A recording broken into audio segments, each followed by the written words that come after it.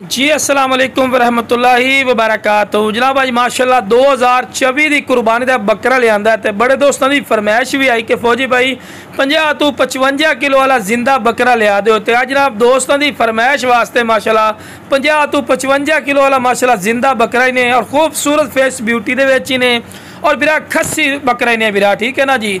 और माशाल्लाह कन्ना दे लापर वेखो शौकिया चीज़ है, वेखो जी सुन्नत है इब्राहिमी ते जितना खूबसूरत जानवर होवे ना बिरा उतना ही ढेर सबाब वाली गल होंदी है। और माशाल्लाह हुसन वेखो बिरा कमाल दा माशाल्लाह हुसन इसू झालर खूबसूरत तोता फेस वाइट आँख दे विच वेल कमाल दी दुम बिल्कुल तिरली कर सीधी बिल्कुल बराबर दे थल्ला ते पैर बनन क्योंकि तुहानूं बिरा वीडियो बना के चेक करवावनी आई। तो बड़े दोस्तों की यार फरमाइश वे कि फौजी भाई 50 तो 55 किलो जिंदा बकरा लिया दो। तो अज जनाब दोस्तों की फरमाइश पूरी की है 50 तो 55 किलो वाला माशाल्लाह जिंदा बकरा ही ने।